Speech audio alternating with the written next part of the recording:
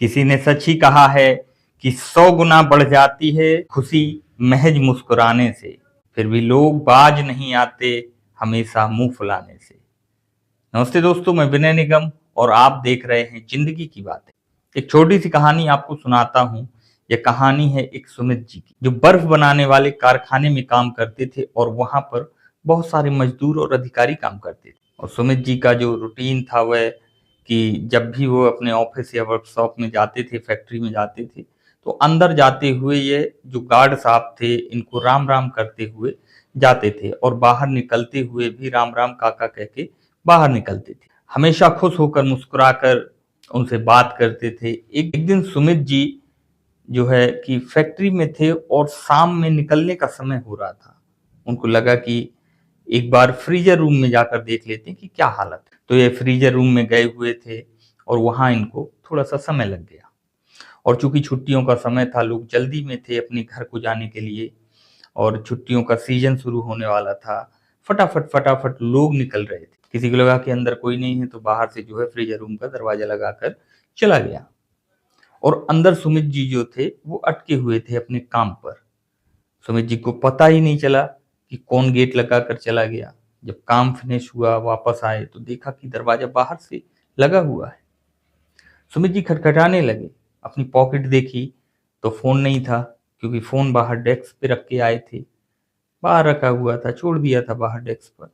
सुमित जी को टेंशन हो गई, अब क्या होगा, मैं तो फंस गया। सब चले गए हैं। उस दरवाजे को में छोटा सा गिलास बना हुआ था, गिलास को साफ करके देखा, बाहर देखा तो कोई नहीं दिख रहा था, सन्नाटा छाया हुआ था। और फ्रीजर रूम में ठंड बढ़ती चली जा रही थी, टेंशन बढ़ती चली जा रही थी कि अब जान जाने वाली है। सोच रहा था कि छुट्टियों का सीजन शुरू हो गया, शायद ही कल कोई आए, पता नहीं कब कब आएगा, कौन दरवाजा खोलेगा, मैं कैसे बुलाऊं किसी को मदद के लिए। दिमाग खराब हो रहा था। चारों तरफ बर्फ थी, ठंड बढ़ती चली जा रही थी, ठंड से ठिठुरन हो रही थी। एक कोने में जाकर दुबक करके जो है सुमित जी बैठ गए और भगवान से प्रार्थना करने लगे कि हे प्रभु, मुझे बचा लो, मैंने जो भी पाप किए हैं मुझे क्षमा कर दो। मुझे पता नहीं है कि कौन सा पाप मैंने किया है, मैंने कौन सी गलती की है जो मैं यहाँ पर फंस गया हूँ। बीवी बच्चों को संभालने वाला मैं ही हूँ, कोई उनका सहारा नहीं रहेगा अगर मैं चला गया तो। मेरी जान मत लो, मुझे ऐसी मौत मत दो प्रभु। बहुत कुछ कहने लगे अनाप शनाप इधर उधर, और ऐसी ही प्रार्थना करते करते लगभग आधा एक घंटा बीत गया। एक घंटा बीता ही होगा कि दरवाजे से कुछ खटखटाहट की कुछ आवाजें आई। अब इनके पास इतनी भी हिम्मत नहीं बची थी कि दरवाजे के पास जाकर ही देख लें कि कौन आया है। दरवाजा खुला और गार्ड साहब अंदर चले आए। सर जी आवाज दे रहे थे। गार्ड साहब ने अंदर देखा तो कोने में दुबक करके सुमित जी बैठे हुए थे। ठंड के मारे जान जा रही थी। बिना देरी किए हुए गार्ड साहब ने जो है सुमित जी को बाहर लेकर आए, हीटर के पास बिठाया। थोड़ी देर बाद जब सुमित जी की जान में जान आई, सांस में सांस आई, तब गार्ड साहब ने पूछा कि साहब आप कैसे फंस गए थे। सुमित जी ने कहा कि वो मैं फ्रीजर रूम में कुछ काम के लिए देखने गया था तो बाहर से किसी ने दरवाजा लगा दिया। और आप मुझे बताओ कि आपको कैसे पता चला कि मैं अंदर हूँ? यहाँ तो इतने सारे लोग आते हैं, आपको कैसे पता चला कि मैं अंदर हूँ? मुझे ढूंढते ढूंढते आप चले आए। तो गार्ड साहब कहने लगे कि अरे साहब, आप ही तो हो जो इतने प्यार से मुझसे बात करते हो।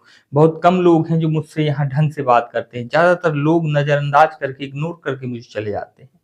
आप आते हो तो सुबह सुबह राम राम करते हो और जाते हो तो शाम को भी राम राम काका कहते हो। आज सुबह की राम राम तो मैंने सुनी थी, लेकिन जाते वक्त की राम राम काका मैंने नहीं सुना था। तो मुझे लगा कि बहुत देर हो गई है, आप बाहर नहीं आए हैं, कोई अनहोनी ना हो गई हो, तो मैं अंदर कारखाने में देखने चला आया। आप दिखे नहीं, आपकी डेस्क पर फोन रखा हुआ था, तो इसका मतलब था कि आप अंदर ही हो। मैं इधर उधर काफी देर ढूंढता रहा, फिर मुझे लगा कि कोई बड़ी बात ना हो गई हो, इसलिए मैं फ्रीजर रूम की तरफ चला आया। वैसे तो दरवाजा बाहर से बंद था, लेकिन फिर भी कोई अनहोनी का अंदेशा मुझे हो रहा था, इसलिए मैंने दरवाजा खोल कर देखा। तो भगवान की बड़ी कृपा थी कि आप सुरक्षित मिल गए। सुमित जी कहने लगे कि अरे गार्ड साहब, आपको बहुत बहुत धन्यवाद, आपने मेरी जान बचा लिया, आज वरना मेरी मौत हो जाती। गार्ड साहब हंस के कहने लगे कि अरे नहीं, मैंने आपकी जान नहीं बचाई, वह तो आप राम राम कहते हो ना, तो राम जी ने आपकी जान बचाई है। बहुत छोटी सी कहानी है जिसका सार ये कहता है कि नमस्कार करना, राम राम करना, अभिवादन करना सब बहुत इंपॉर्टेंट होता है।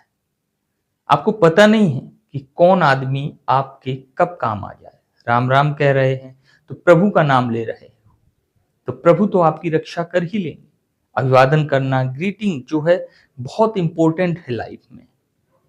हम में से बहुत से लोगों को लगता है कि अरे ये मुझसे छोटा है, इससे बात करके मेरा क्या फायदा होगा, इग्नोर करके चले जाते हैं, आगे बढ़ जाते हैं, अपने आप को सुपीरियर समझते हैं। हम भूल जाते हैं कि हम सब लोग जो हैं एक जैसे ही हैं, हम सब उसकी संतान हैं। आपस में प्रेम रखिए, अपने नीचे वालों का ख्याल रखिए, क्योंकि आप जब सबका ख्याल रखते हैं तो ऊपर वाला हम सबका ख्याल रखता है। भगवान हम सबको संभाल लेता है। और एक बार फिर वही बात जो मैं अक्सर आपसे कहता हूं कि अगर आप कुछ अच्छा सुन रहे हैं तो विनय निगम स्टोरी पर सुन रहे हैं। अब दीजिए मुझे यानी विनय निगम को इजाजत। मिलते हैं एक और नई कहानी के साथ। नमस्कार।